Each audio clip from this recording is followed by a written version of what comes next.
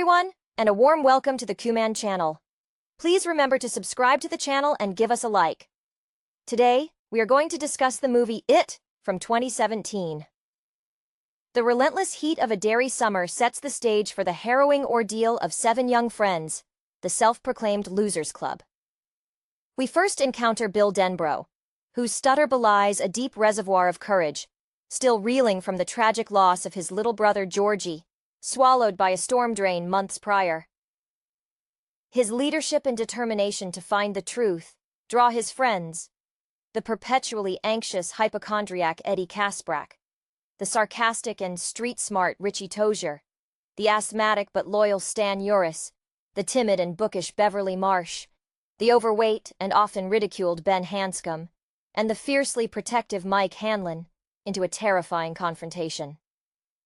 Their separate, often deeply personal encounters with the inexplicable horror that haunts their town coalesce around a shared vision of a terrifying entity they eventually name Pennywise, the dancing clown. This creature feeds on fear, manifesting differently for each child based on their deepest anxieties.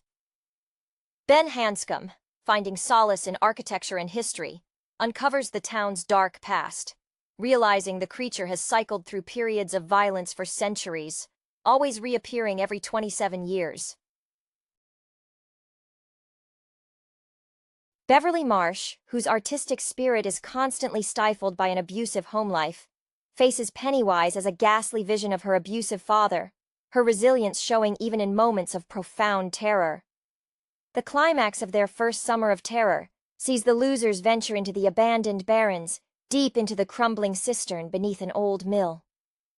Influenced by the Gothic literature and historical studies that would later shape Ben's professional interests, they piece together the clues left by a previous generation who tried and failed to stop the entity.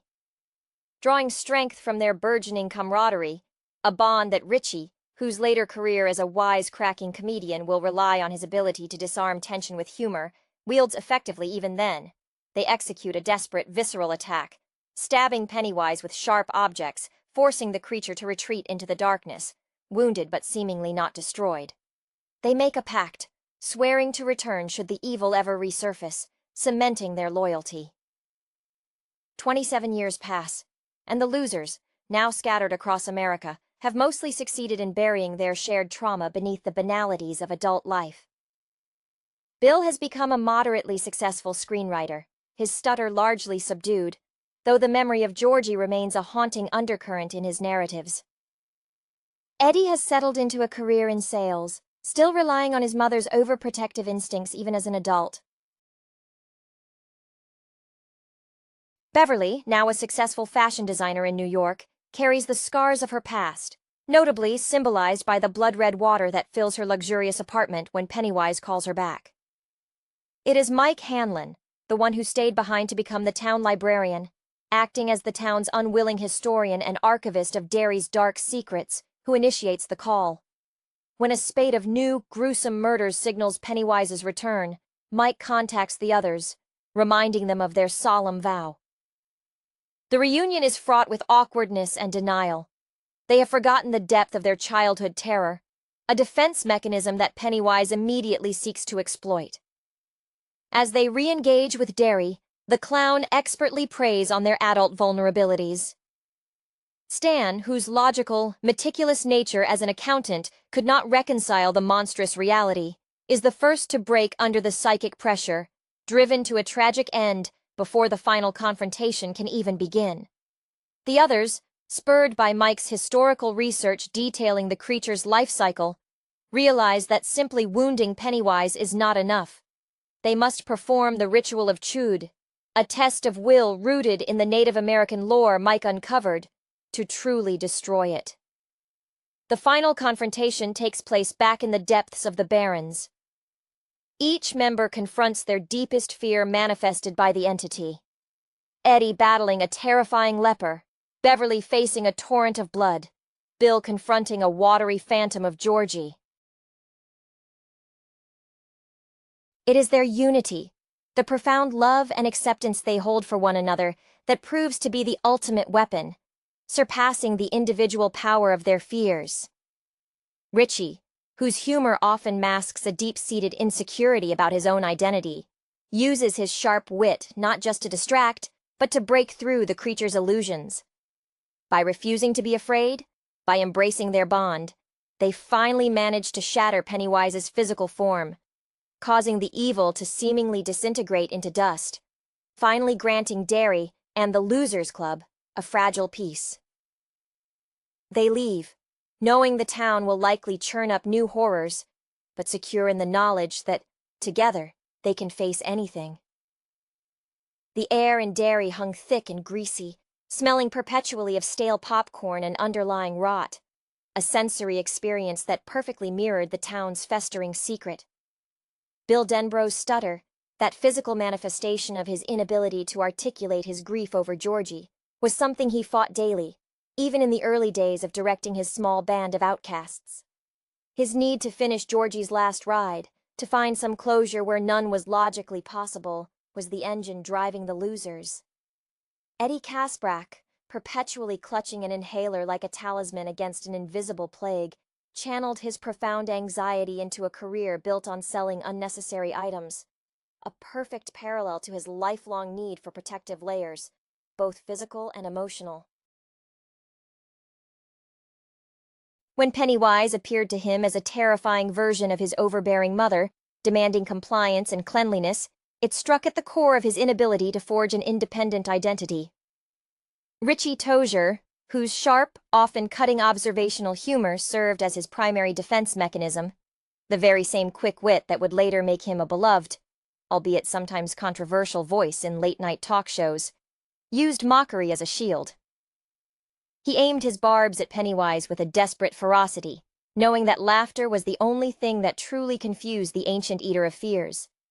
Stan Uris, the pragmatist whose life as a meticulous accountant would be defined by order, found the chaos Pennywise represented an intolerable violation of natural law. His eventual withdrawal was perhaps the most tragic surrender to the irrational. Beverly Marsh's talent, her eye for color and texture evident in the vibrant sketches she filled her notebooks with, was constantly shadowed by the violence inflicted by her father, a brutal man who saw her creativity as a challenge to his authority. When Pennywise became her father dripping gore, it was a direct assault on her burgeoning adulthood and her professional aspirations in design, where she sought to create beauty in defiance of ugliness.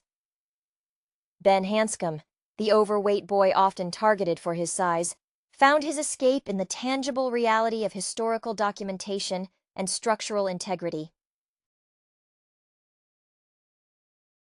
He saw Derry not as a place, but as a structure built upon lies, and his desire to understand the blueprints of its history, the very same impulse that led him to become a respected architect, was his weapon against the unseen monster. His crush on Beverly was earnest, a yearning for acceptance reflected in the careful way he presented his findings. And then there was Mike Hanlon, tethered to Derry by obligation and a sense of responsibility that bordered on martyrdom. While the others yearned to escape, Mike embraced the archives, understanding that memory was the only tangible weapon against an entity that relied on forgetting. His future as the town's keeper of records was already written in the diligence he showed cataloging every strange incident. When they finally faced the creature in the subterranean plumbing, the sheer force of their shared, terrified vulnerability coalesced into something harder, something almost tangible. Bill, finally speaking clearly without the stutter momentarily broken by sheer adrenaline, commanded them forward. Their pact wasn't just a childhood promise, it was an implicit understanding that if one fell, the weight of the memory would crush the others alone. 27 years later, the return felt like a sudden, violent tearing of scar tissue. Bill, now crafting blockbusters, found the themes of loss and resurrection in his scripts were less allegorical and more literal. The sight of a missing child poster, a recreation of Georgie's fate, felt like a personal summons. The phone calls were jarring. The voices on the other end were familiar yet subtly altered by the decades of successful distraction. The adult denial was thick. Richie, on stage in Vegas, felt the jokes land hollowly until the memory resurfaced, sharp and undeniable. Eddie, navigating sterile corporate meetings, saw the familiar pattern of control and manipulation embodied in Pennywise's spectral presence, forcing him back into the role of the perpetually ailing child. When Stan succumbed, his orderly mind unable to cope with the impossibility of the threat, it wasn't just a death. It was a prophecy for the others, that the mind, when pushed too far beyond its recognized limits, breaks. The final confrontation in the darkness was less about physical violence and more about psychological submission. They had to voluntarily enter the psychic landscape of the creature. When Beverly stood before the monstrous vision of her father, she didn't run. She stared down the source of her lifelong trauma, choosing to see the entity for the pathetic, ancient thing it was, not the powerful god it pretended to be. For Eddie, embracing the fear of contamination by fighting the leper was his final act of self-determination, a defiant scream against decades of manufactured weakness. It was their collective memory, their ability to recall the specifics of their friendship, the silly names, the shared secrets, that became the binding agent. Richie, perhaps feeling the most pressure to maintain the facade of effortless charm, finally laid it bare. When he and Eddie shared that crucial moment of raw connection before Eddie's sacrifice, it wasn't just a gesture. It was the affirmation of the deep, unspoken love that had been their bedrock. By willingly embracing the fear and then dismissing it with the sheer force of their adult understanding and enduring bond, they didn't just wound Pennywise. They negated its entire premise.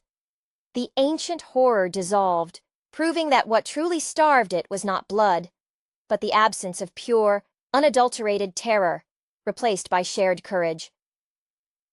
They left Derry, heavier with loss, but lighter in spirit, carrying the knowledge that they had finally exorcised the ghost of their childhood trauma.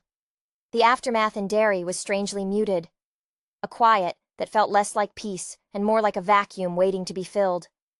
The losers, diminished by Eddie's heroic sacrifice and the crushing loss of Stan's sanity, stood amidst the rubble of the creature's defeat, the foul air of the Barrens finally beginning to clear. Bill, whose career in weaving narratives was now indelibly colored by this ultimate terrifying reality, felt the familiar tug of obligation. He had to ensure the town could finally breathe, that the gaping hole left by the entity's collapse was truly empty. Their final act was one of profound, necessary forgetting, yet simultaneously, of eternal remembrance. They scatter one last time, not out of fear or flight, but out of the understanding that their bond, forged in blood and slime, was now complete. Beverly, returning to her vibrant, independent life, could finally commit herself fully to creating beauty, the shadows of her past father and the clown receding into the background noise of a life well lived. Her success as a designer was no longer a defiance, but a natural outgrowth of her spirit. Mike Hanlon, the Sentinel, made the quiet decision to remain. His job as the archivist was now one of vigilance. He knew, with the certainty only the dedicated historian possesses, that Derry was less a town and more a cyclical trap, and that if the evil ever stirred again, he would be the one to sound the alarm. He oversaw the slow, almost imperceptible healing of the town, the physical scars on the buildings gradually fading under municipal repair crews, repairs that could never truly fix the psychic damage. He watched as the familiar landmarks, the drains, the abandoned houses, settled back into mundane forgetfulness, the townsfolk blissfully unaware of the cosmic battle fought beneath their feet. Richie and Eddie's farewell was perhaps the most poignant.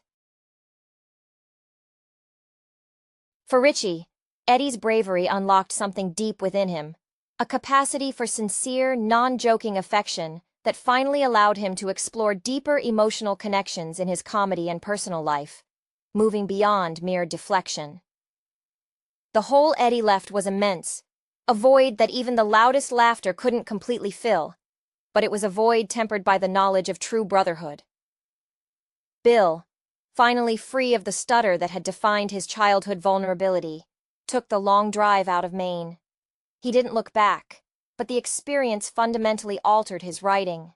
His subsequent screenplays carried a weight, an authenticity about human resilience, and the necessity of confronting childhood monsters, no matter how absurd they seemed to the outside world.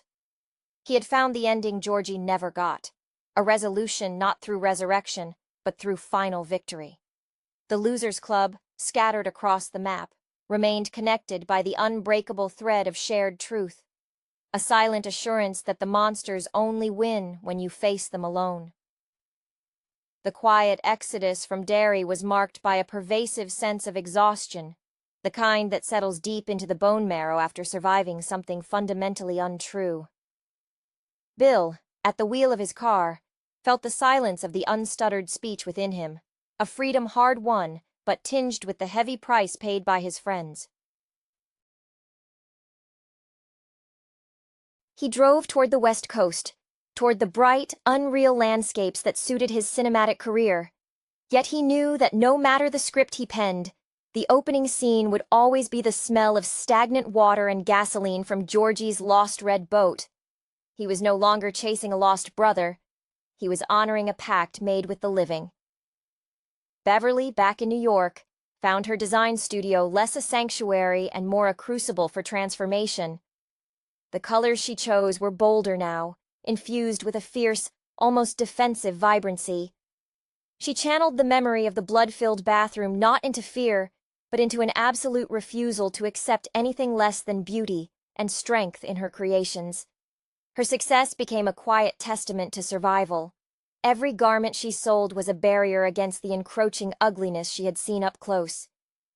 She occasionally thought of Ben, the kind, structurally minded boy who saw the foundations of things, hoping he was finally building structures that brought comfort, not just historical records of doom. Ben, the architect, found himself strangely drawn back to his roots, surprisingly choosing to stay closer to the East Coast, taking on projects that involved historical restoration rather than soaring new skyscrapers. Perhaps the experience in Derry had taught him the inherent danger of building too high without first understanding what lies beneath the bedrock. He felt a deep, aching regret for Stan, recognizing in the accountant's ultimate capitulation the fragile boundary between order and madness that everyone in the club had danced upon. Ben's quiet professionalism now carried a slight, almost imperceptible edge, a readiness that belied his scholarly demeanor. Richie, navigating the loneliness of the road trip after saying goodbye to Bill, felt the comedian's mask slip entirely. The vast, empty stretches of highway seemed to magnify the absence of Eddie. The banter, the easy rhythm they had shared in the final moments of confrontation, had been the purest articulation of Richie's own self, unburdened by the need to be funny. He realized that his career, while financially successful, had been a deliberate wall built against intimacy. Now, with Eddie gone, Richie was left with a searing clarity. He had been loved, truly loved, and the memory of that acceptance would be the hardest, yet most necessary thing he would ever have to carry without a punchline. Mike remained the anchor, a man rooted in the painful soil of memory. He painstakingly archived the physical evidence of their battle, the strange, crumbling residue, the photographs that now seemed impossibly distant, until the day he finally felt the town exhale. He would sit in the quiet library stacks, listening to the almost silence, knowing that the evil hadn't been destroyed in any permanent cosmic sense, but merely banished by a powerful surge of human connection. Derry would forget, as Derry always did, but Mike would not. He was the living monument to the summer they chose to be brave, the custodian of the sacred, terrible history of the Losers Club. His dedication was an act of perpetual mourning and ultimate victory. The silence that enveloped Mike Hanlon as he locked up the Derry Public Library each evening was not the peaceful silence of absence, but the taut quiet of deep vigilance. He had meticulously documented everything, not just the monstrous acts of Pennywise, but the small, vibrant moments of connection within the Losers Club, the shared sandwiches, the whispered secrets, the way Ben's hand brushed Beverly's when passing a book. These details, he understood, were the true counter-narrative to the entity's existence. Mike, whose life had become defined by what others abandoned, felt a solemn satisfaction in being the guardian of their shared truth. He often reread Stan's last desperate journal entry, recognizing in Stan's fear not weakness, but the catastrophic failure of logic when faced with pure, unbound malice. He felt the profound unfairness of Stan's fate, the meticulous man destroyed by the very chaos he sought to categorize. Beverly, finding unexpected peace in the routine of creation, began incorporating muted tones of rust and shadow into her otherwise bright collections, subtle nods to the darkness she had stared down. Her relationship with Ben, though geographically separated, blossomed slowly through long, thoughtful correspondence. They were two people who understood the intrinsic value of foundations, whether they were architectural supports or the emotional groundwork laid in childhood trauma. Ben, designing a small, sturdy community center in a quiet coastal town, found his work imbued with a new sense of purpose: to build spaces that were safe, resilient against any metaphorical storm drain that might open up. He never again underestimated the power of a well-placed support beam. Richie's comedy took a sharp, unexpected turn. He shed the superficial layers of celebrity, turning his stage time into raw, vulnerable storytelling. His material became richer, darker, punctuated by moments of startling sincerity that initially baffled his audience, but eventually won them over on a deeper level. The late-night show hosts who had once courted his edge now found him wrestling with substance. He often found himself staring at the ceiling of hotel rooms, replaying Eddie's final, fiercely protective moments. The loss was a constant ache, but it was an ache that validated his existence. He had known true, unconditional love, and that knowledge made the performance of life bearable, even meaningful. Bill, settling into a quiet, successful rhythm far from the humid shadow of Derry, began to explore directorial work, choosing projects centered on themes of accountability and inherited trauma. He carried the guilt of having survived, a shadow that no amount of critical acclaim could fully dispel.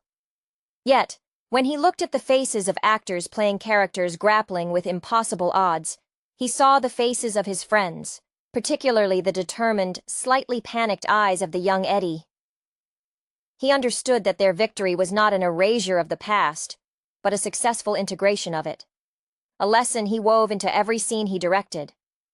The final, unspoken consensus among the surviving losers was that they wouldn't meet again unless Derry truly called, a commitment born of the grim understanding that perhaps the greatest peace was achieved not through perpetual reunion, but through finally being able to walk away without looking back. The tapestry of their adult lives, woven with threads of professional success and deeply buried scars, began to settle into a new pattern, one defined by absence as much as by presence. Bill, directing a sweeping historical epic in California, found a peculiar sort of solace in the structured chaos of filmmaking.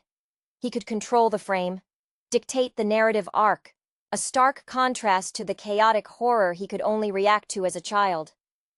He often thought of how his early stutter, that frustrating roadblock to his storytelling ambition, had finally been overcome not by speech therapy, but by sheer life-or-death necessity. The silence on the phone with Mike, however, remained thick with unsaid words, a shared burden of memory that didn't require articulation. Beverly, amidst the high-stakes world of haute couture, started a small anonymous foundation dedicated to supporting young girls in abusive environments, funneling substantial amounts of her design income into secure housing and art scholarships. This work was not driven by vanity or public recognition, but by a fierce, almost maternal need to preemptively destroy the conditions that bred Pennywise. Her apartment, once a gilded cage, became a vibrant hub of creativity and safety. She and Ben, their relationship sustained by long, meandering conversations about urban planning and the psychology of community, finally made plans to visit each other, a testament to an adult love built on the sturdy, historical foundations they both respected. Richie, after a particularly jarring set where he almost broke down laughing at his own contrived punchlines, made a drastic career shift. He stepped away from the frantic pace of stand-up and began working with Mike, albeit remotely, to create an oral history project dedicated to the unsung, marginalized histories of Derry, the very people Pennywise typically consumed without notice. This quiet archival work became his penance and his true stage. He found that articulating the quiet dignity of overlooked lives was infinitely more rewarding than chasing cheap laughs. The memory of Eddie was his compass. The searing honesty of Eddie's final stand reminded Richie that true bravery often looked nothing like the jokes he used to tell. Mike Hanlon, the solitary gatekeeper, continued his vigil. He noted the subtle shifts in Derry, the way tourists avoided the barrens, the hushed, almost superstitious way locals discussed the abandoned mill. He felt the town's collective memory softening, the rough edges of the recent summer blurring into local legend rather than immediate dread. He resisted the urge to write a full account, knowing that some truths were too volatile to be committed to public record. Instead, he maintained his carefully curated, slightly redacted town history, ensuring that should the unnatural cycle ever resume, the next generation would have a whisper of warning, even if they couldn't hear the full scream. The Losers Club had won their peace, a hard-earned, fragile truce with reality, maintained by the quiet dedication of those who remembered exactly what it cost. The truce was the most delicate thing they possessed, more fragile than Stan's composure or the dissolving facade of Pennywise's final form. They understood that true victory wasn't the cessation of fear, but the successful domestication of it, taming the beast inside the memory so it could no longer roam free. Bill, standing on a wind-swept cliff overlooking the Pacific, felt the landscape mirroring his own emotional topography. Vast, beautiful, but fundamentally untamed. He found himself drawn to scripts that didn't offer easy answers, narratives where closure was earned through action, not bestowed by fortune. He carried a small, worn compass, a cheap trinket he'd bought for Georgie during that final, doomed summer, now serving as a silent reminder that sometimes the path forward requires navigating by internal alignment rather than external direction. His letters to Beverly and Ben were rare, but deeply personal, filled with observations about the transient nature of human construction versus the permanence of genuine connection. Beverly's foundation grew, becoming a significant force against systemic neglect in marginalized communities. Her work became an act of constant, tangible resistance. She often sketched the faces of the women she helped, finding in their defiant gazes the same spark that had once shone in her own eyes when she refused to be silenced by Pennywise or her father. Her occasional visits to the East Coast were carefully orchestrated reunions with Ben. Their shared history was a deep river running beneath the surface of their adult careers. They discussed material science and emotional architecture in equal measure, building a life together that was structurally sound precisely because they had both survived total collapse. Richie, whose transition to archival work was initially met with skepticism from his former entertainment colleagues, found an unexpected gravity in the quiet pursuit of historical truth. He and Mike communicated almost daily, their conversations evolving from nervous recollections to robust intellectual debates about the nature of localized evil. Richie's humor, now tempered by real loss, became an instrument of surgical precision rather than blunt deflection. He realized that his ability to mimic voices, a key component of his old act, was now being used to give voice to the forgotten people of Derry, a profound reversal of his early, somewhat narcissistic use of mimicry. Mike, the solitary keeper, felt the weight of his self-imposed exile less keenly now that he had allies in remembrance. He occasionally received postcards from Richie featuring grainy, historical photos of Derry, captioned with dry, witty commentary only Richie could provide. Mike's greatest fear was not the return of the entity, but the slow, creeping amnesia of the town itself. He maintained the subtle, almost imperceptible signs, ensuring certain historical markers remained slightly askew, leaving particular books slightly ajar on library shelves, preparing the ground for memory, just in case. The Losers Club, having performed the ultimate act of communal self-preservation, dissolved back into the fabric of America, but they remained eternally tethered, bound by the terrifying, beautiful knowledge that they had looked into the abyss and, together, had blinked it away. The enduring quiet that followed their departure settled over the surviving members, not as an ending, but as a continuous state of heightened awareness. They were, irrevocably, survivors of a metaphysical war, and survival demanded vigilance, even in the mundane routines of successful adulthood. Bill, finding that the clarity gained from confronting Pennywise translated into a sharp, almost unforgiving eye for narrative falsehood, began to actively reject projects that offered saccharine resolutions. His latest screenplay was a bleak examination of small-town secrets, featuring a protagonist who stuttered not from fear, but from the sheer burden of holding too much truth. He kept Georgie's compass on his desk, not as a source of grief, but as a navigational tool charting the course away from denial. The stutter, that old demon, had been vanquished in the cistern, replaced by a quiet, confident articulation that stemmed from having shouted down the voice of cosmic horror.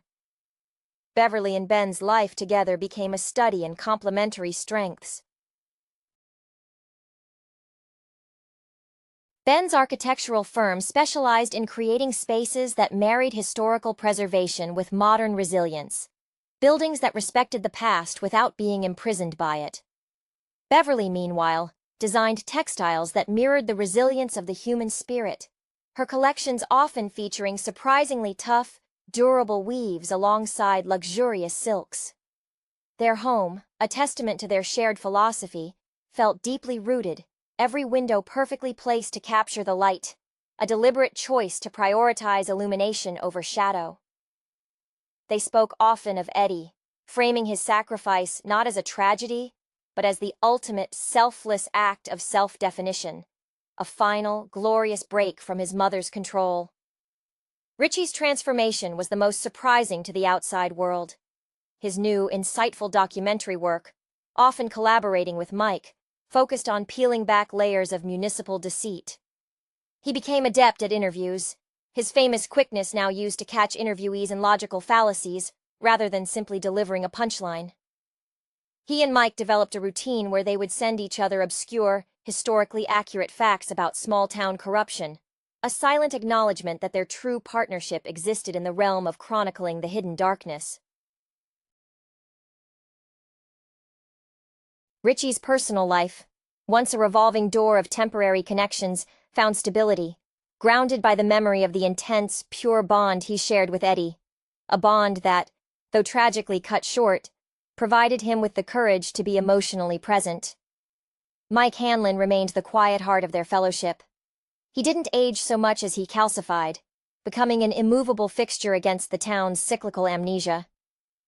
He often walked the barrens after heavy rains, inspecting the earth, feeling for any unnatural shifts. He preserved the physical tokens of their victory. A shard of dried slime, a heavily charred piece of cloth, not as trophies, but as anchors against forgetfulness. He understood that the true horror of Pennywise was its ability to make people doubt their own reality. By refusing to forget, Mike ensured that the Losers Club remained a real, documented historical event, not just a collective nightmare that Derry's collective consciousness had successfully suppressed until the next rotation. Their peace was not guaranteed. It was maintained through continuous silent acts of remembering. The patina of time settled upon the lives of the surviving losers, smoothing the sharp edges of immediate trauma, but never fully erasing the underlying grain of that shared, terrifying summer.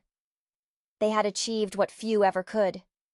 They had outlived their monster, not by running far enough, but by facing it unflinchingly, in tandem.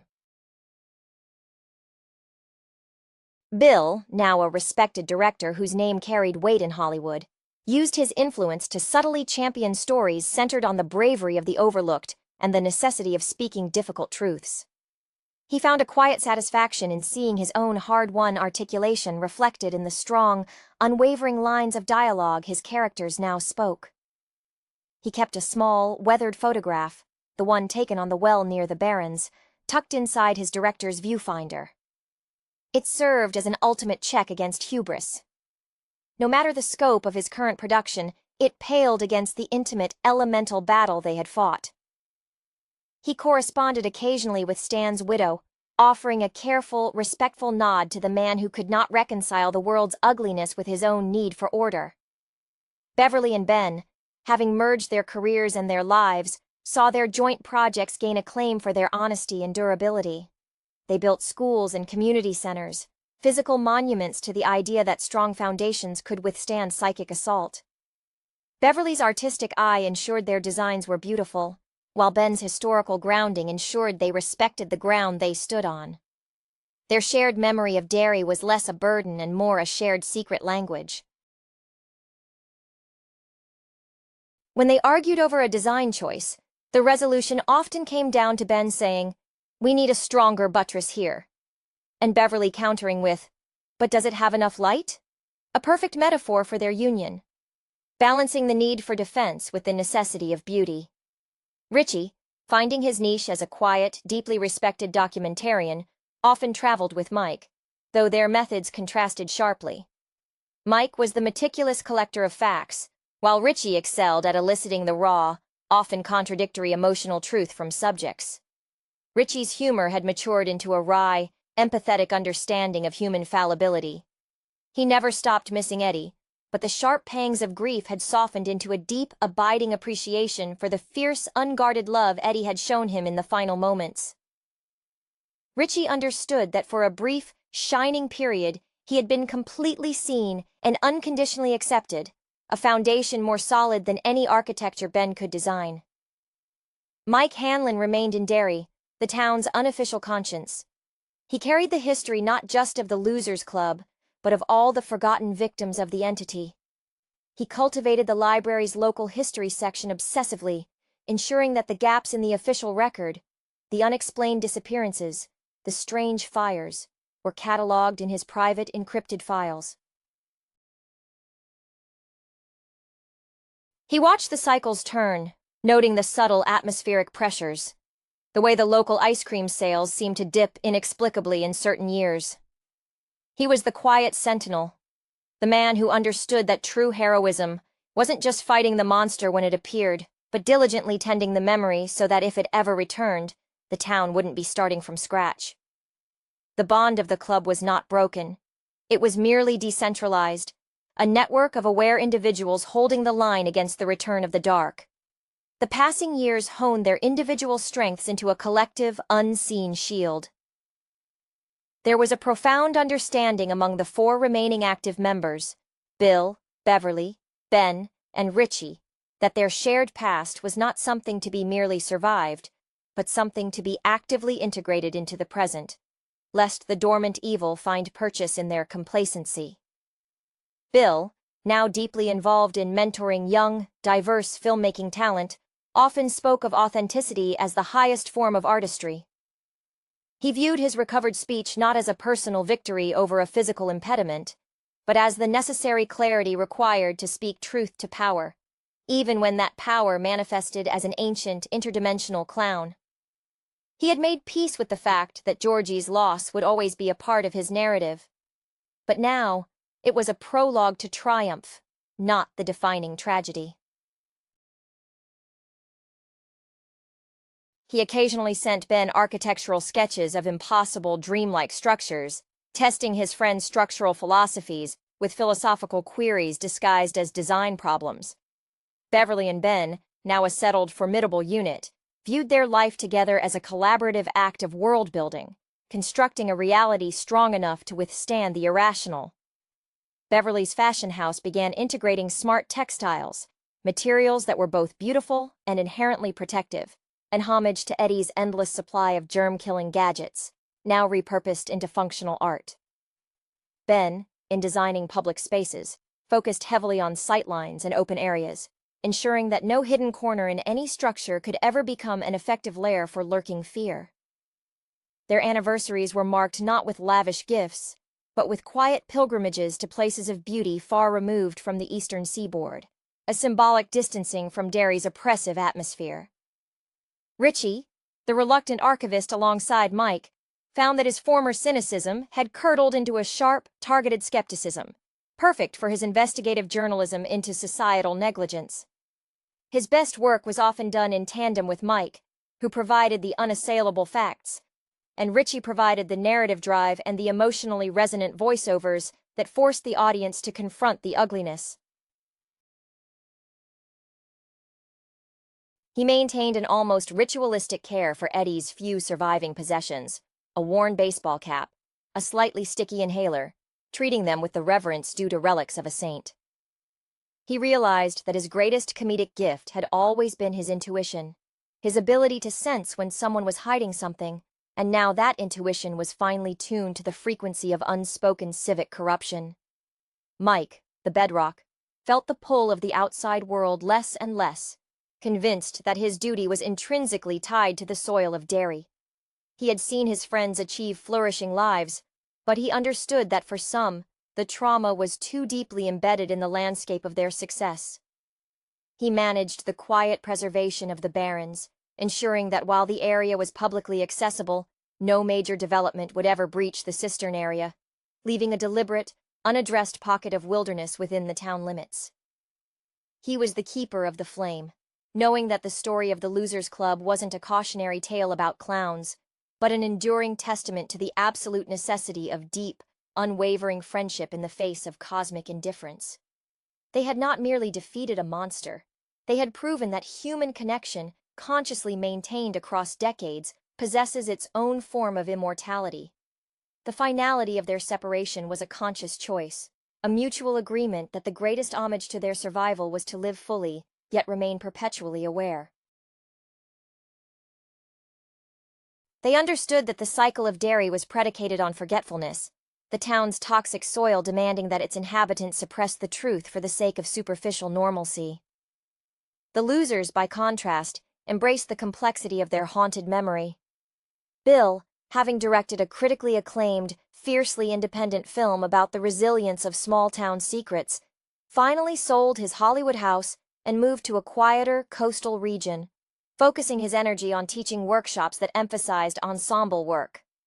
He finally understood that his stutter was never a defect of speech, but a blockage of true expression, a blockage Pennywise had exploited.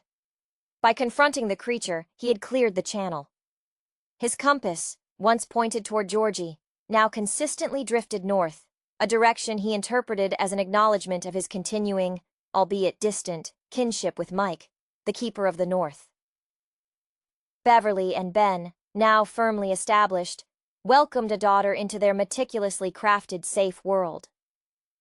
Ben, drawing on his deep understanding of foundational stress, ensured their home was not only aesthetically beautiful under Beverly's touch, but structurally impervious to shock. Their daughter grew up hearing sanitized, almost mythic tales of the scary summer, stories meant to instill courage rather than terror. When Beverly felt the shadow of her past loom, usually during intense professional pressure, Ben would quietly reinforce the room's structure, a physical manifestation of his unwavering support, proving that adult love was a proactive defense mechanism. Richie, perhaps the one who changed the most externally, shed the need for constant performance. His documentary work, often in partnership with Mike, uncovered a series of long-ignored local land disputes that pointed to decades of systemic corruption, the true underlying feeder system for Derry's malaise. He rarely joked anymore, finding genuine humor in the absurdity of human bureaucracy, a much safer, tangible target than cosmic fear. He still kept Eddie's inhaler, but now he used it as a paperweight on his desk, a heavy, silent reminder of the cost of true vulnerability.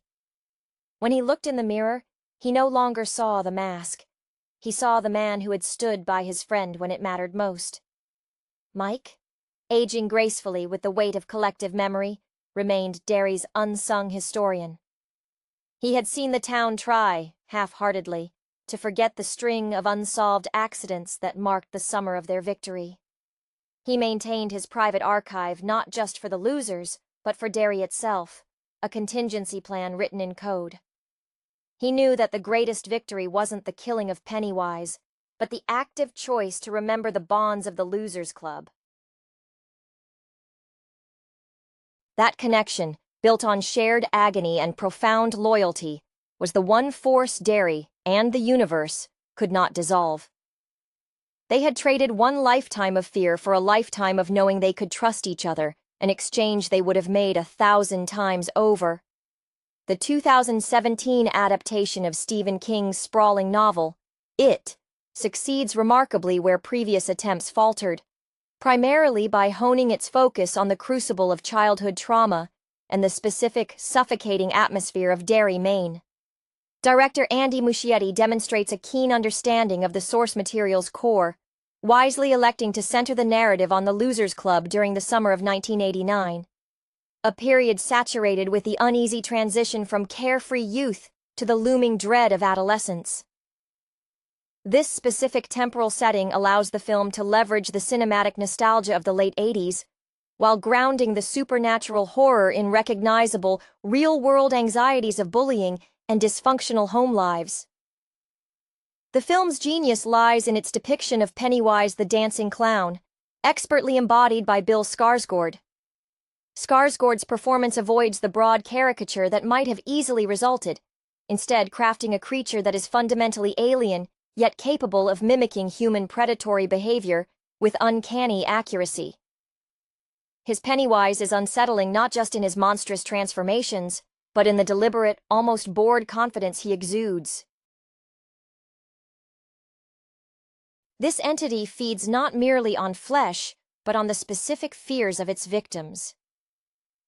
The visual language employed by Muschietti brilliantly translates this psychological feeding mechanism. When Bill Denbrough confronts the monster, he is simultaneously confronting the guilt over his brother Georgie's death, a foundational trauma that Pennywise exploits as a weakness. The ensemble cast portraying the young losers is arguably the film's greatest strength. Their chemistry feels lived in and authentic, avoiding the overly polished feel that plagues many youth-centric adventure films.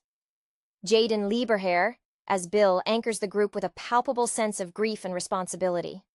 Sophia Lillis, portraying Beverly Marsh, provides the emotional core. Beverly's storyline is particularly resonant, as her domestic life, defined by the terrifying control exerted by her father, mirrors the external threat posed by Pennywise. Her ability to stand up to both domestic and supernatural abusers illustrates a burgeoning, necessary strength that the group rallies around.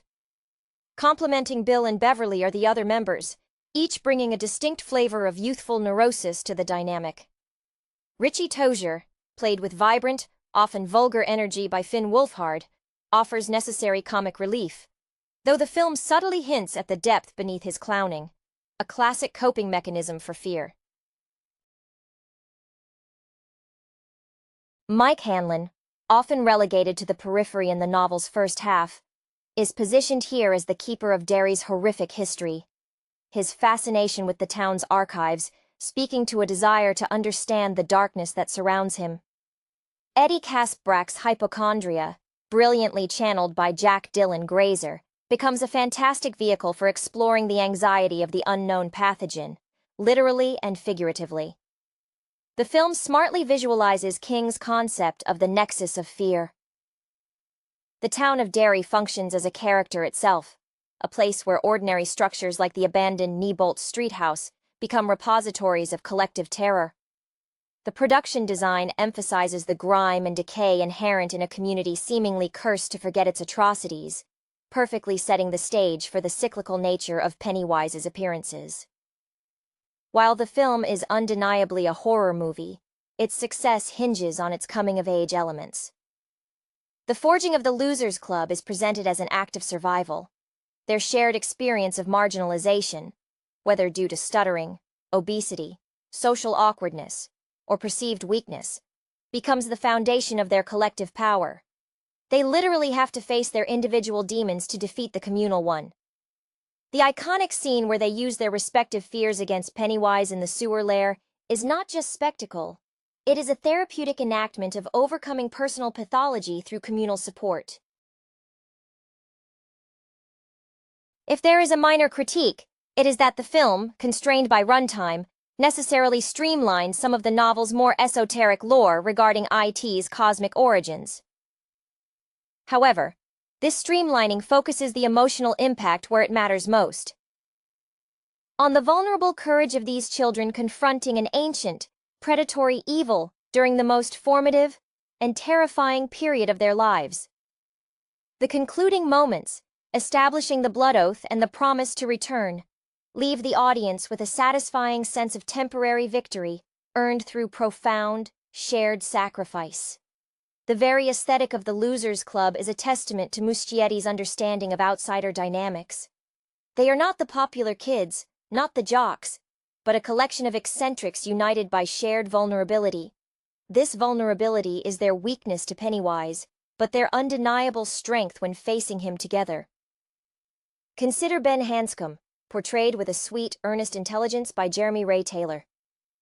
His struggle with obesity in a town that seems determined to judge him harshly mirrors the physical burden he carries, a burden that Pennywise twists into grotesque imagery of being drowned in flour or attacked by manifestations of his insecurity. Ben's secret passion for architecture, his ability to sketch the town's layout, positions him as the intellectual architect of their eventual strategy, proving that the things others mock him for are precisely the tools of his heroism. Beverly Marsh's bravery, as mentioned, is paramount, but Lillis imbues her performance with a quiet desperation that underscores the constant vigilance required to survive her father's scrutiny.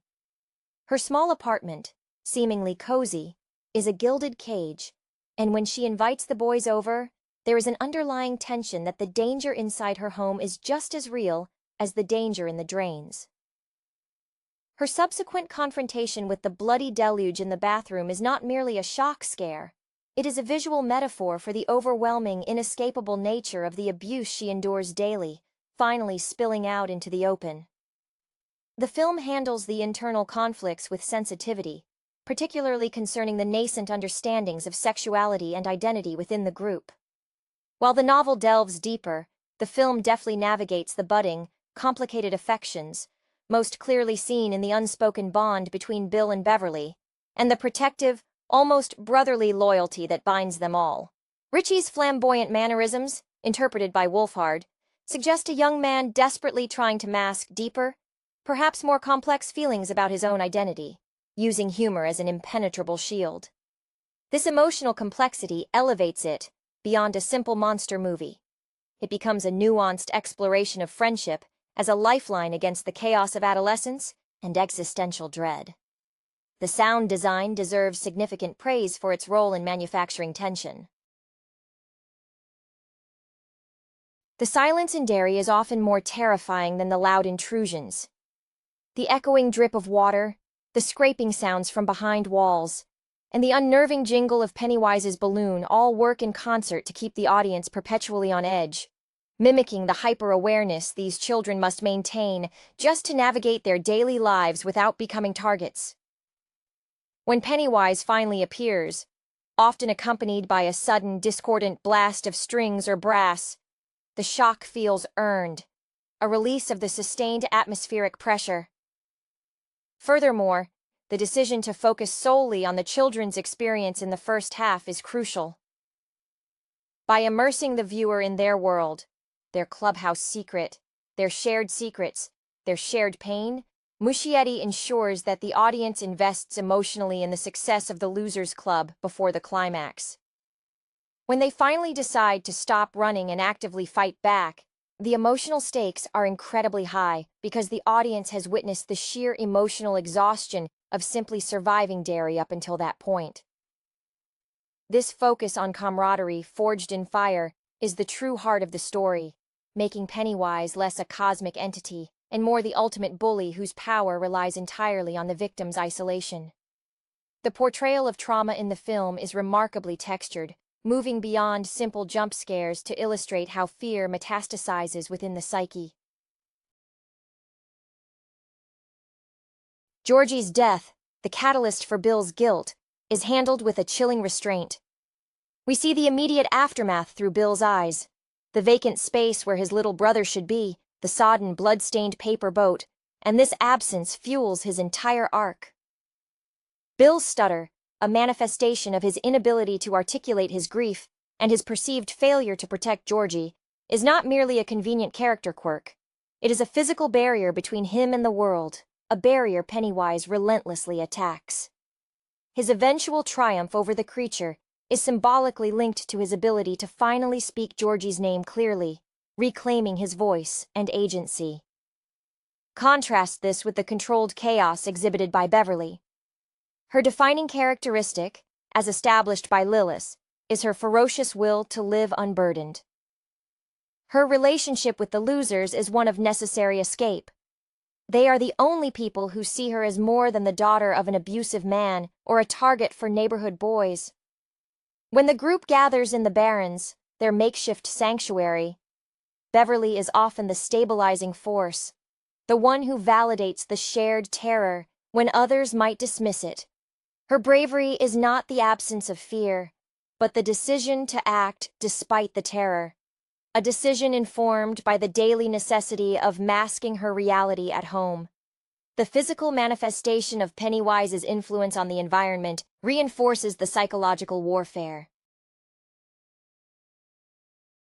The sequence inside the abandoned Neibolt house is a masterful exercise in claustrophobia and disorientation. Each member of the Losers Club is lured away or confronted by a specter tailored precisely to their personal demons, effectively isolating them before they can unite. For Mike, whose fear seems less tied to an immediate past event and more to the dread of his town's history, the encounter is overwhelming, a tidal wave of gruesome town history washing over him.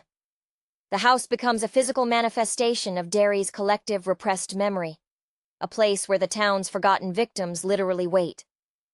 The camaraderie among the boys is further deepened by their small acts of defiance against the adult world that consistently fails them. Their bicycle rides, the primary mode of transportation and freedom in their world, become symbolic journeys outside the purview of negligent parents and the willfully blind police force. Their refusal to abandon one another, even when faced with overwhelming evidence of their own imminent demise, speaks to the profound human need for connection when facing the incomprehensible. The film suggests that the true power of the losers is not their individual resilience, but their synergy. They form a protective shell around each other's exposed weak spots. Ultimately, the film's success lies in humanizing the horror. Pennywise, for all his cosmic grandeur suggested by the novel, is made terrifying in this iteration because he preys on recognizable childhood vulnerability, the fear of being alone, the shame of being different, the horror of domestic entrapment. By keeping the narrative tightly focused on the summer of 1989 and the intense, formative bonds of the Losers Club, Muschietti crafts a horror film that is equally a poignant tribute to the enduring power of early friendships against the backdrop of encroaching darkness. The lingering image is not always the monster, but the determination in the eyes of these 7 children, bound together against an evil that thought their innocence made them easy prey. The inevitable shift in focus, moving toward the climax within the sewers, serves as the ultimate test of this forged fellowship. The environment itself contributes heavily to the narrative tension. The underground space is primordial, dirty and suffocating, a fitting underworld for confronting an entity that seems to predate organized civilization. This setting strips away the superficial trappings of their suburban lives, forcing the losers to operate purely on instinct and their shared commitment to each other. The decision to divide briefly within the lair maximizes the terror, exploiting the group's single greatest fear, separation. When one loser is isolated, they are rendered immediately vulnerable to the creature's tailored psychological attacks. For instance, the confrontation with Eddie Kasprek, whose constant anxiety is physicalized into the threat of contagion and grotesque physical decay by Pennywise, showcases the effectiveness of the group's countermeasures. Eddie's fear is weaponized against him.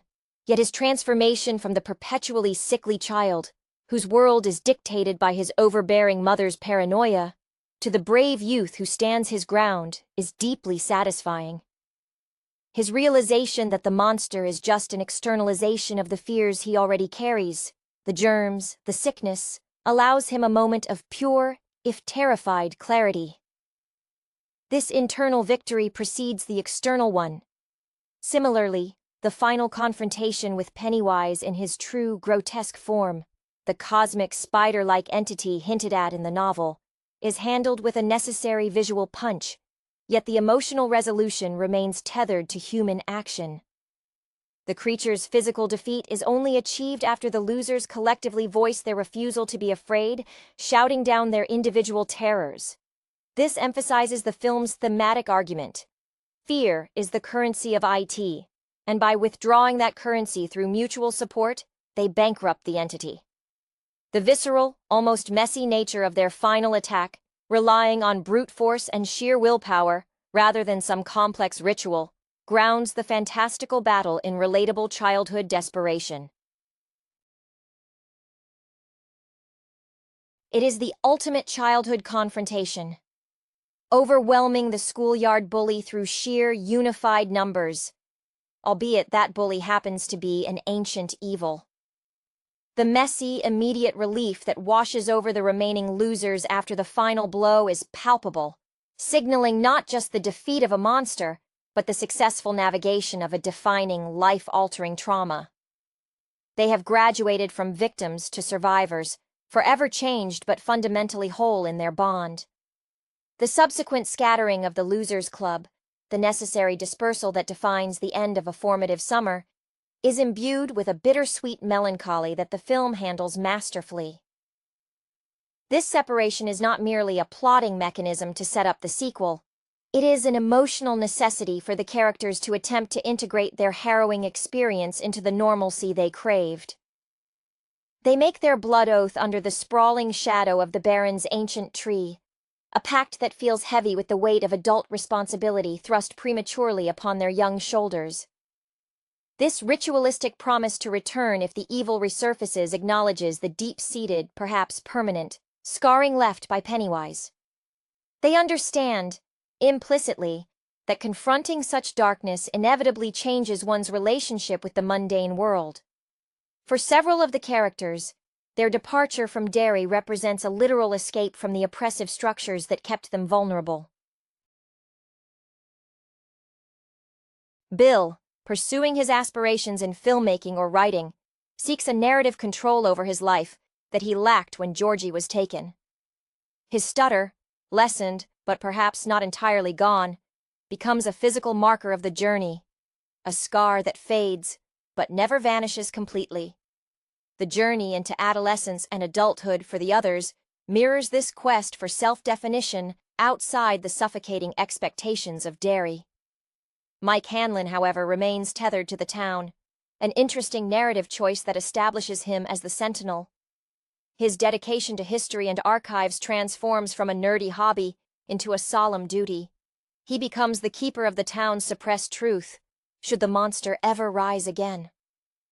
This isolation, necessary for his role, hints at a profound loneliness that the others, scattered across the country, will be spared, at least temporarily. The lingering emotional residue of that summer dictates their future interactions, even before the adult members are reintroduced. The film, by ending on this note of temporary victory, forces the audience to consider the long-term implications of conquering a shared nightmare. Did they truly purge the fear, or did they simply compartmentalize it? The easy camaraderie built in the Barrens becomes a fragile ideal against the complexities of high school cliques, first loves, and the pressures of academic and social assimilation. The implicit understanding is that this period of absolute, shared terror will forever represent the purest form of their respective identities, a stark benchmark against which all future friendships and challenges will be measured. The audience is left contemplating whether the adult world, with its layers of pretense and responsibility, can ever truly accommodate the raw, necessary truth forged in the sewers of 1989. Their shared secret is both their greatest strength and their heaviest burden, a silent confirmation that they survived something that others in Derry could not or would not acknowledge. The narrative structure, by focusing so intensely on this single, pivotal summer, brilliantly establishes the foundation for the characterizations we know will define their later selves, as foreshadowed in King's novel. The Losers Club's shared trauma acts as a powerful, non-familial bonding agent, replacing the stable support systems that were glaringly absent in their respective homes. Each member carries an invisible inventory of their summer struggles into their adolescence and beyond, an inventory Pennywise exploited, but which ultimately forged their unique strengths. Consider the subtle but crucial dynamic between Bill and Richie. While Bill is driven by overt grief and the desire for reparation, Richie's humor functions as a sophisticated, almost performative defense mechanism against his own existential terror. Wolfhard plays Richie's exuberance with a sharp edge, suggesting that the constant need to be the class clown masks a deep-seated fear of genuine emotional exposure. His jokes are protective verbal barriers. By the end of the film, when he comforts the paralyzed Bill in the sewer lair, the facade briefly drops, revealing the profound loyalty beneath the irreverent exterior. This moment is vital, signaling that the comedic mask is reserved for the external world, while true vulnerability is reserved for the club. Beverly's situation offers the starkest look at the duality of childhood existence. Lillis portrays her as someone constantly performing normalcy for her father, a performance that requires suppressing her own burgeoning agency. Her triumph is not just surviving the sewer encounter, but the act of standing up to her father afterward, asserting her right to leave Derry. This assertion is perhaps the most tangible, real-world victory achieved by the group, as it breaks the cycle of domestic abuse that IT so perfectly mirrors. The film celebrates this small, crucial act of self-liberation with the same emotional weight as the defeat of the ancient clown. Furthermore, the concept of Derry as a breeding ground for malevolence is reinforced by the almost spectral presence of the town's adults. They are not actively malevolent like Pennywise, but their apathy and willful ignorance create the vacuum that allows the evil to flourish cyclically. The police force's dismissal of missing children cases, the parents' denial of their children's pain, all contribute to the atmosphere of suffocation. This failure of the adult world solidifies the loser's realization that their only true protectors are each other, creating an inherent distrust of authority that will undoubtedly carry forward into their adult lives when they are called back. The Barrens, therefore, is not just a hideout. It is the only truly safe space in a world actively hostile or indifferent to their suffering, making its eventual abandonment an act of necessary, if painful, maturation. The memory of that summer becomes their shared sanctuary, even when they are miles apart. The stylistic cohesion achieved by Muschietti is vital in making the terrifying feel grounded in a specific, relatable era. The late 1980s backdrop is more than just costume and soundtrack fluff. It informs the very way the children interact with the emerging horror. Their reliance on walkie-talkies, bicycles, and shared comic book lore, elements that would be instantly superseded by modern technology, emphasizes their isolation and forces direct physical confrontation. There is no quick search online for ancient evil clown behavior. Their research must be manual, pieced together from library books and Mike's grim dedication to local archives. This reliance on analog methods heightens the suspense, forcing them to physically journey into dangerous locations rather than rely on remote data access. This period setting also subtly frames the nascent anxieties of the characters regarding societal expectations. In 1989, the performance of traditional masculinity and femininity was perhaps more rigidly enforced than it is today. Bill struggles to be the strong older brother. Eddie fights the perception of being weak and sickly. Beverly is expected to be demure while harboring immense inner strength. Pennywise exploits these societal pressures, twisting them into personalized nightmares. The monster doesn't just attack, it exploits perceived failures to adhere to prescribed roles. When the losers finally succeed, it is by shedding these external expectations and embracing their true, flawed selves. Richie's sarcasm becoming supportive banter, Bill's stutter being overcome by urgent command, and Ben's intellectualism becoming strategic genius. The visual motif of the balloon serves as an understated yet powerful symbol throughout the film. It is the calling card of predatory innocence. In the beginning, it represents the lure, a bright, simple promise of fun that masks fatal danger. By the climax, when the losers face Pennywise, the deflated or violently burst balloons signify the stripping away of that false innocence and the exposure of the true horror. The visual effect of the creature's final demise, often shown as dissolving or disintegrating, suggests that the entity's power is indeed ethereal, reliant on belief and perception, rather than purely physical substance. Their victory is fundamentally an act of collective disbelief in the monster's reality, even as they fight its physical manifestation. The enduring power of the 2017 film rests on its ability to translate King's vast, Lovecraftian terror into the immediate, suffocating terror of a childhood summer, mediated through deeply empathetic performances. The dynamic between the Losers Club and the concept of believing is central to their success against Pennywise, tying directly into the adult world's pervasive disbelief. The children operate under the explicit understanding that the adults in Derry, their parents, teachers, and police officers, cannot or will not see the monster. This enforced secrecy elevates the Losers Club beyond a mere group of friends. They become a clandestine society fighting an invisible war. Their clubhouse in the Barrens is thus consecrated as a space where subjective reality is validated. What they see is real, regardless of external consensus.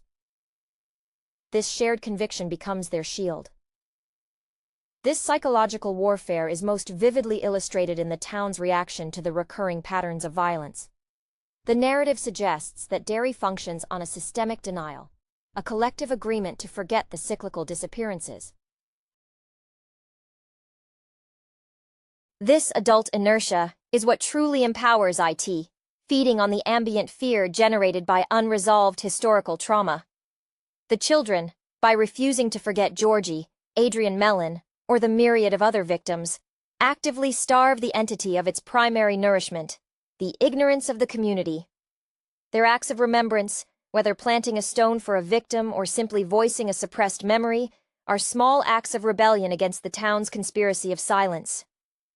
Furthermore, the subtle character work devoted to Stanley Uris, portrayed by Wyatt Oleff, captures the essence of internalized pressure. Stan's primary fear often seems to be less about monsters and more about the crushing weight of expectation. Specifically, the expectation of following his father into a predictable, orderly life, perhaps as a doctor or a scholar. His intense focus on meticulous detail and order, bordering on obsessive-compulsive behavior, is his way of controlling a world that feels increasingly chaotic. Pennywise attacks this order by shattering his reality with sudden, violent intrusions. The headless body in the blood-drenched bathroom being a direct affront to his need for structural integrity. Stan's bravery lies in his capacity to abandon his rigid self-control in the heat of battle, demonstrating that true resilience often requires breaking one's own established coping mechanisms. The cumulative effect of these individual struggles coalesces during the final, desperate battle. It is not a single hero who strikes the decisive blow, but a synchronous failure of composure from the entire group, the collective scream of terror that momentarily incapacitates Pennywise. This moment suggests that even in defeat, the monster requires the energy of fear. Their momentary breakdown is paradoxically the act that breaks the creature's hold. The film beautifully portrays that courage is not stoicism, but the shared vulnerability that allows one to keep fighting even when completely overwhelmed.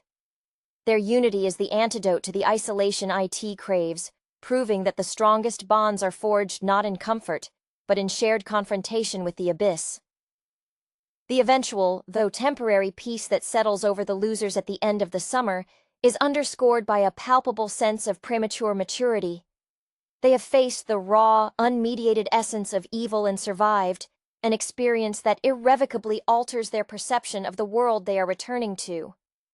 This shared, life-altering knowledge separates them from their peers in a profound, isolating way. While the other children in Derry are returning to summer jobs, neighborhood games, and the pleasant oblivion of normalcy, the losers are burdened with the knowledge of the rot beneath the asphalt. This separation is the true invisible scar. Bill Denborough's journey, in particular, highlights this chasm between the survivors and the unaffected. His attempts to verbally reconstruct the horrors, to tell the story, are met with blank stares or outright dismissal from adults, reinforcing his initial feeling of powerlessness. His leadership, earned through enduring the deepest guilt, is tempered by the understanding that his power is contingent upon the group's belief. When he finally speaks clearly after confronting Pennywise, it is a momentary victory over his own psyche, but the wider world remains stubbornly deaf to the warnings they carry. This sets the stage for the adult chapter, suggesting that the struggle is perpetual because the human capacity for willful blindness is often stronger than any monster. Richie Tozier's final moments of genuine connection with the others, before the inevitable scattering, are poignant precisely because they are rare. Finn Wolfhard's performance consistently suggests that Richie's incessant joking is a high-energy shield against an internal landscape he fears exploring. The brief glimpses of raw emotion, the fear in his eyes before confronting the deadlights, the sincere comfort offered to Bill, reveal the immense emotional labor required to maintain that comedic persona. His ability to maintain this facade in the face of cosmic terror speaks to an incredible, albeit exhausting, internal discipline. When he laughs during the final ride away from Derry, it feels less like carefree abandon and more like a desperate, necessary exorcism of the preceding terror. Even the mundane details of their farewell underscore the weight of their bond. The shared glance, the unspoken understanding that they might never see each other again under such intense duress, replaces the need for long speeches. They have lived through an apocalypse in miniature, and such an event renders ordinary goodbyes inadequate. Their bicycles, once symbols of freedom and exploration in the Barrens, now represent the individual paths they must take away from their shared crucible. The film achieves a difficult balance, providing the satisfying catharsis of defeating the immediate threat while instilling a lasting sense of unease about the future, ensuring the audience understands that while the summer of 1989 is over, the war for their psychological well-being is only just beginning. Their friendship, baptized in fear and blood, is the only solid ground remaining. The very structure of the Losers Club, defined by its inclusivity of the marginalized, forms an essential commentary on community building in the face of oppression, be it supernatural or societal. The film champions the idea that true strength emerges from acknowledging and embracing one's perceived flaws. Ben Hanscom, the intellectual who carries extra weight both physically and emotionally, becomes the architect of their plans. His quiet authority, rooted in his detailed knowledge of Derry's history and architecture, validates the contributions of the outsider. His narrative arc subtly refutes the superficial judgment of his peers, asserting that the marginalized often possess the clearest sight of the surrounding darkness because they are already standing outside the accepted illusion of normalcy. His crush on Beverly is handled with a tender sincerity that resists cliché, representing a pure, uncorrupted form of admiration based on shared empathy rather than social maneuvering. This theme of finding strength in difference is most powerfully channeled through Beverly Marsh's dual confrontation with her abusive father and Pennywise. Her willingness to utilize the symbolic ammunition she possesses, her own blood, in the final battle speaks volumes. It is an act of reclaiming her bodily autonomy, transforming the thing used against her, her vulnerability and perceived victimhood, into a weapon. Lillis portrays Beverly with an undercurrent of ferocious self-possession. She is the emotional realist who can articulate the horror when the others are paralyzed by shock.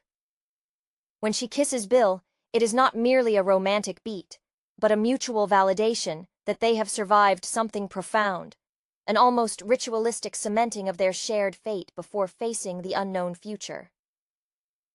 The cinematic handling of Derry itself as an entity that conspires against memory further deepens the horror. The cyclical nature of IT's feeding pattern is less about a convenient monster reappearing every 27 years, and more about the community's pathological refusal to process grief or acknowledge systemic evil. The way the adults move through Derry, with glazed eyes talking past one another, suggests a town perpetually sedated by fear or denial. This narrative choice makes the losers' struggle heroic in a broader sense. They are not just fighting a clown, but fighting the historical amnesia of their entire environment. Their clubhouse, while physically underground, becomes the locus of historical truth in a town dedicated to forgetting. The film wisely avoids resolving all internal conflicts, leaving necessary tension for the future narrative. The complex, unspoken affections and rivalries established in 1989 suggest that even after defeating a cosmic entity, the intricacies of human relationships remain difficult terrain. The bonds forged in terror are extraordinarily strong, but they are also highly specific. As the boys ride away, the realization dawns that integrating this defining experience into disparate future lives where the shared terror is an unbelievable secret, will be the true, ongoing test of their loyalty. The ending is therefore less a conclusion and more a potent prologue, confirming that their survival has guaranteed a lifetime of looking over their shoulders, eternally bound to the summer they refused to forget. The visual language employed by Muschietti during the set pieces is meticulously designed to maximize visceral impact while serving the emotional trajectory of the characters. The iconic sequence where the losers venture into the crumbling Neibolt Street house is a masterclass in claustrophobic horror, effectively using narrow hallways and sudden drops in perspective to mirror the characters' own spiraling anxiety. Each entrance into the house forces a confrontation tailored to the specific psychological vulnerability of the entering loser. For instance, when Eddie is targeted, the environment contorts into a landscape of disease and decay, capitalizing on his germophobia. This is not random horror. It is targeted psychological warfare, suggesting that Pennywise possesses an almost omniscient understanding of their innermost frailties, gleaned from observing them for weeks. This focus on tailored fear directly contrasts with the group's established coping mechanism: shared laughter and mutual support. The structure of the film dictates that the individual must first be broken down by the specific manifestation of their personal demon before the collective can rebuild them. When Richie's humor fails him in a moment of genuine terror, a rare occurrence in the film, it underscores the severity of the threat. The shield has momentarily cracked. This moment serves to elevate the stakes beyond mere physical danger, entering the realm of soul-crushing psychological defeat. The triumph over Pennywise, therefore, is not just about landing a physical blow, but about rejecting the narrative the monster imposes on them. The film's reliance on the analog environment of 1989 also plays into the power dynamics of the encounter. The lack of instant communication or recourse forces them into a situation where brute collective will is their only available tool. They cannot call for adult backup. They cannot Google a weakness. This primal necessity to rely solely on each other sharpens their focus. The decision to use the clubhouse as their planning ground and the barrens as their protected zone establishes a geographical framework for their resistance. These physical spaces become imbued with emotional significance, acting as terrestrial anchors against the creature's otherworldly nature. The barrens is childhood freedom.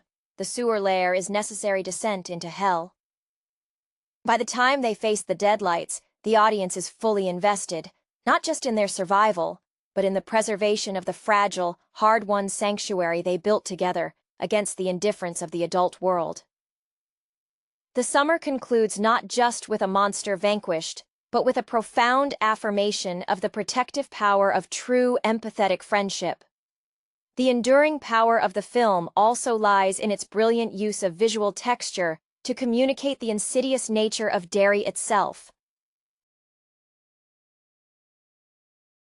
The town is never presented as a benign, sunny suburb. Instead, the cinematography bathes the landscape in an oppressive, humid haze, suggesting a perpetual summer heat that mirrors the characters' sustained anxiety.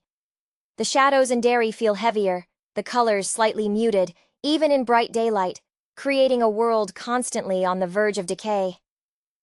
This aesthetic choice subtly implies that the town's malaise is physical, woven into the very fabric of the environment, feeding its longevity as much as the children's fear. The visual representation of Pennywise's appearances is another area where Muschietti excels in blending the grotesque with the familiar. When Pennywise lures Georgie, the bright red balloon floats innocently against the gray, rain-slicked street, a stark contrast that epitomizes the predatory nature of innocence corrupted. Later, when confronting the losers individually, the creature often materializes from mundane objects, a reflection in a puddle, a distorted image in a bathroom mirror, or the peeling wallpaper in the Neibolt house. This normalization of the monstrous is terrifying because it means the children can never truly let their guard down. The threat lurks within the comforting architecture of their daily lives. Furthermore, the film carefully charts the gradual erosion of the losers' individual coping mechanisms as they unite. Ben, the thoughtful observer, must learn to trade contemplation for decisive action. His architectural sketches evolve from simple maps to potential battle plans. Eddie, reliant on the structure provided by his mother's neurotic caretaking, is forced to find an internal, self-directed sense of control. When he stands up to Pennywise in the sewers, it is an act of radical self-parenting, finally overriding the lifetime of implanted fear. These are not just plot points. They are emotionally resonant character arcs where survival necessitates discarding the very safety nets that define them pre-IT. The climax within the sewers emphasizes the theme of reclaiming power through shared intimacy. The deadlights, the creature's source of omniscient horror, are visually rendered as an overwhelming, intoxicating vortex of alien light and sound, tempting the victims with the promise of release through oblivion. When Bill, Beverly, and the others manage to reject the hypnotic pull, it's an act of profound emotional commitment to their present reality and to each other, overriding the lure of eternal, empty peace. The final, messy, collective assault is depicted not as calculated heroism, but as an explosion of sheer, desperate survival instinct, a raw affirmation that their bond is more fundamental and binding than the creature's ancient, isolated evil.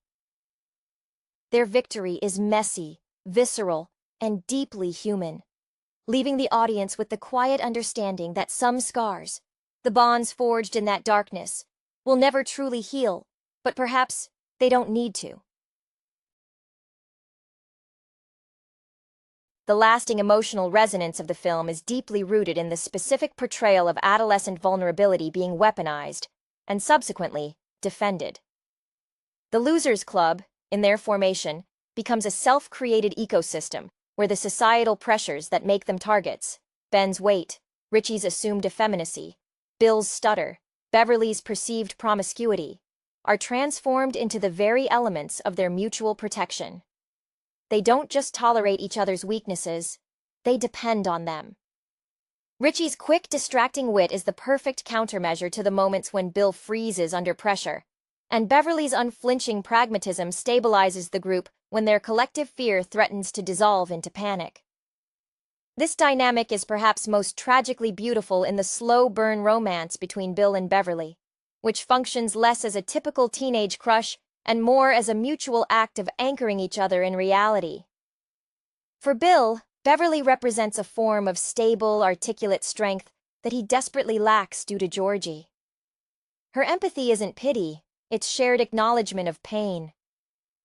When Beverly finally finds the courage to stand up to her father after the sewer confrontation, it sends a powerful ripple effect through the group, showing them that victory against IT also means victory against the mundane tyrannies of their home lives. Her emancipation becomes a collective aspiration. The film's commitment to the sensory experience of childhood dread is further exemplified in the sound design. The silence of Derry often feels more threatening than the creature's guttural roars. The unsettling lack of normal ambient noise, birds, traffic, distant adult chatter, when the losers are actively being hunted, emphasizes their isolation. Conversely, the sudden intrusion of Pennywise's signature music, the discordant, almost carnival-esque score, signals an immediate existential threat. This soundscape turns ordinary locations, like the town library or the local drugstore, into potential ambush points, permanently warping the children's sense of safe public space. Ultimately, the film crafts a potent argument that the purest form of human connection is forged in shared extremity.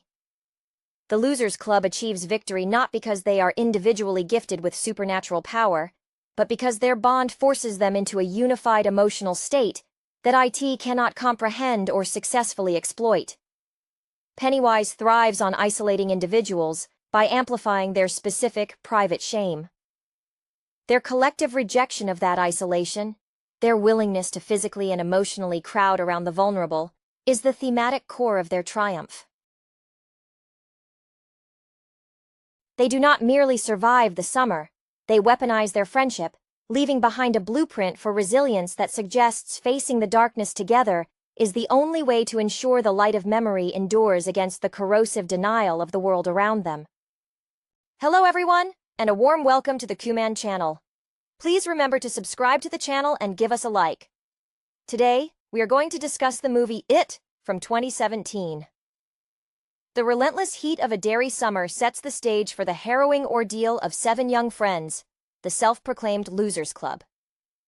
We first encounter Bill Denbrough, whose stutter belies a deep reservoir of courage, still reeling from the tragic loss of his little brother Georgie, swallowed by a storm drain months prior. His leadership and determination to find the truth draw his friends, the perpetually anxious hypochondriac Eddie Kasprak, the sarcastic and street-smart Richie Tozier, the asthmatic but loyal Stan Uris, the timid and bookish Beverly Marsh, the overweight and often ridiculed Ben Hanscom, and the fiercely protective Mike Hanlon, into a terrifying confrontation. Their separate, often deeply personal encounters with the inexplicable horror that haunts their town coalesce around a shared vision of a terrifying entity they eventually name Pennywise, the dancing clown. This creature feeds on fear, manifesting differently for each child based on their deepest anxieties. Ben Hanscom, finding solace in architecture and history, uncovers the town's dark past, realizing the creature has cycled through periods of violence for centuries, always reappearing every 27 years. Beverly Marsh, whose artistic spirit is constantly stifled by an abusive home life, faces Pennywise as a ghastly vision of her abusive father, her resilience showing even in moments of profound terror. The climax of their first summer of terror sees the losers venture into the abandoned barrens, deep into the crumbling cistern beneath an old mill.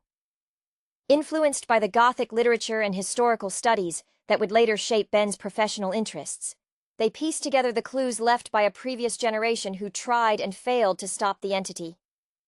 Drawing strength from their burgeoning camaraderie, a bond that Richie, whose later career as a wise-cracking comedian will rely on his ability to disarm tension with humor, wields effectively even then, they execute a desperate, visceral attack, stabbing Pennywise with sharp objects, forcing the creature to retreat into the darkness, wounded but seemingly not destroyed. They make a pact, swearing to return should the evil ever resurface, cementing their loyalty. 27 years pass, and the losers, now scattered across America, have mostly succeeded in burying their shared trauma beneath the banalities of adult life. Bill has become a moderately successful screenwriter, his stutter largely subdued, though the memory of Georgie remains a haunting undercurrent in his narratives. Eddie has settled into a career in sales, still relying on his mother's overprotective instincts even as an adult.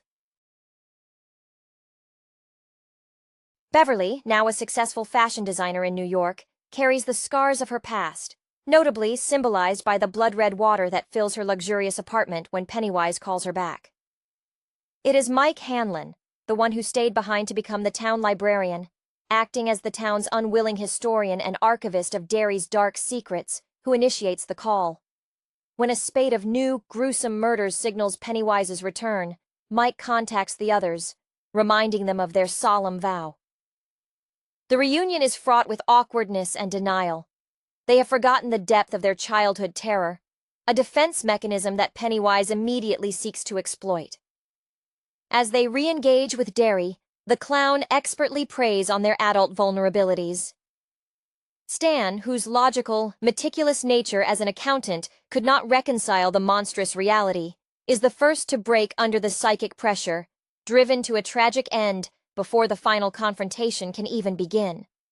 The others, spurred by Mike's historical research detailing the creature's life cycle, realize that simply wounding Pennywise is not enough. They must perform the ritual of Chud, a test of will rooted in the Native American lore Mike uncovered, to truly destroy it. The final confrontation takes place back in the depths of the Barrens.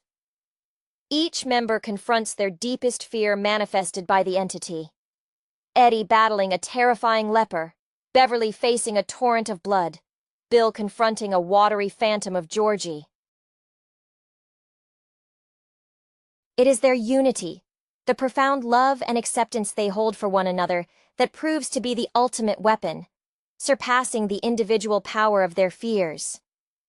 Richie, whose humor often masks a deep-seated insecurity about his own identity, uses his sharp wit not just to distract, but to break through the creature's illusions. By refusing to be afraid, by embracing their bond, they finally manage to shatter Pennywise's physical form, causing the evil to seemingly disintegrate into dust, finally granting Derry and the Losers Club a fragile peace. They leave, knowing the town will likely churn up new horrors, but secure in the knowledge that, together, they can face anything.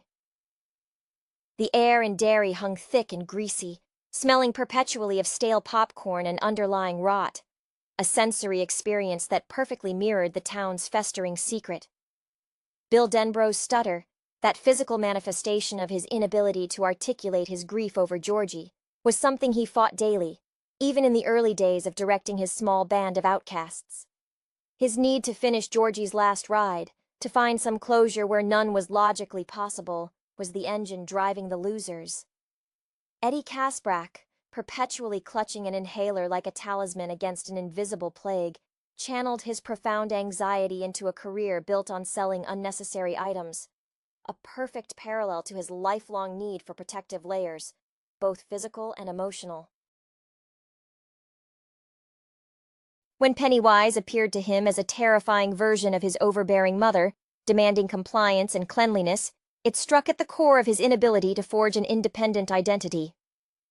Richie Tozier, whose sharp, often cutting observational humor served as his primary defense mechanism, the very same quick wit that would later make him a beloved, albeit sometimes controversial voice in late-night talk shows, used mockery as a shield. He aimed his barbs at Pennywise with a desperate ferocity, knowing that laughter was the only thing that truly confused the ancient eater of fears. Stan Uris, the pragmatist whose life as a meticulous accountant would be defined by order, found the chaos Pennywise represented an intolerable violation of natural law. His eventual withdrawal was perhaps the most tragic surrender to the irrational. Beverly Marsh's talent, her eye for color and texture evident in the vibrant sketches she filled her notebooks with, was constantly shadowed by the violence inflicted by her father, a brutal man who saw her creativity as a challenge to his authority. When Pennywise became her father dripping gore, it was a direct assault on her burgeoning adulthood and her professional aspirations in design, where she sought to create beauty in defiance of ugliness. Ben Hanscom, the overweight boy often targeted for his size, found his escape in the tangible reality of historical documentation and structural integrity.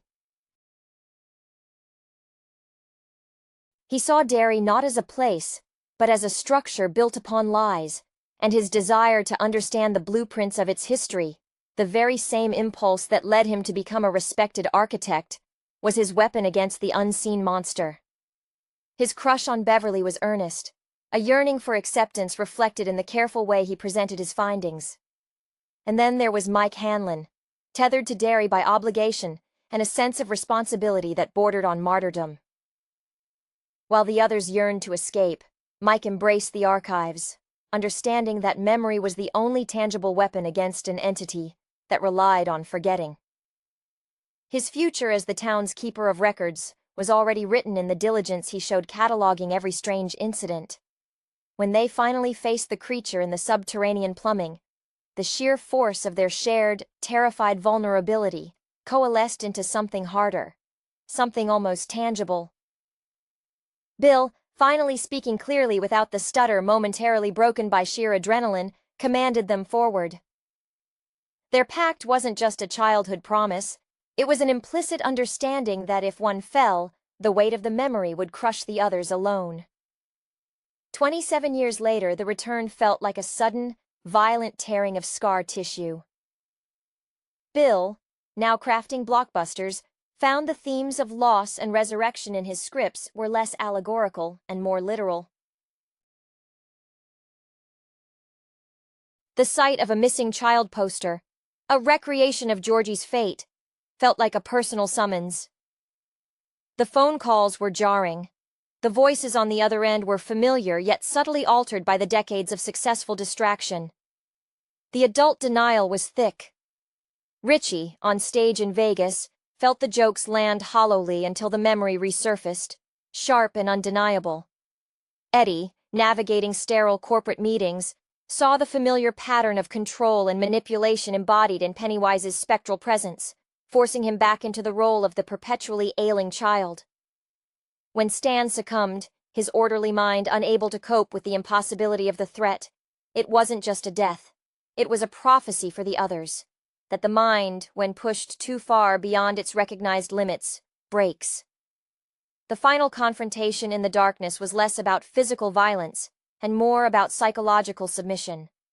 They had to voluntarily enter the psychic landscape of the creature. When Beverly stood before the monstrous vision of her father, she didn't run. She stared down the source of her lifelong trauma, choosing to see the entity for the pathetic, ancient thing it was, not the powerful god it pretended to be. For Eddie, embracing the fear of contamination by fighting the leper was his final act of self-determination, a defiant scream against decades of manufactured weakness. It was their collective memory, their ability to recall the specifics of their friendship, the silly names, the shared secrets, that became the binding agent. Richie, perhaps feeling the most pressure to maintain the facade of effortless charm, finally laid it bare. When he and Eddie shared that crucial moment of raw connection before Eddie's sacrifice, it wasn't just a gesture. It was the affirmation of the deep, unspoken love that had been their bedrock. By willingly embracing the fear and then dismissing it with the sheer force of their adult understanding and enduring bond, they didn't just wound Pennywise. They negated its entire premise. The ancient horror dissolved, proving that what truly starved it was not blood, but the absence of pure, unadulterated terror, replaced by shared courage. They left Derry, heavier with loss, but lighter in spirit, carrying the knowledge that they had finally exorcised the ghost of their childhood trauma. The aftermath in Derry was strangely muted, a quiet that felt less like peace and more like a vacuum waiting to be filled. The losers, diminished by Eddie's heroic sacrifice and the crushing loss of Stan's sanity, stood amidst the rubble of the creature's defeat, the foul air of the Barrens finally beginning to clear. Bill, whose career in weaving narratives was now indelibly colored by this ultimate terrifying reality, felt the familiar tug of obligation.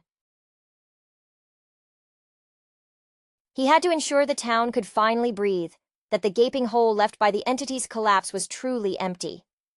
Their final act was one of profound, necessary forgetting, yet simultaneously, of eternal remembrance. They scatter one last time, not out of fear or flight, but out of the understanding that their bond, forged in blood and slime, was now complete. Beverly, returning to her vibrant, independent life, could finally commit herself fully to creating beauty, the shadows of her past father and the clown receding into the background noise of a life well lived. Her success as a designer was no longer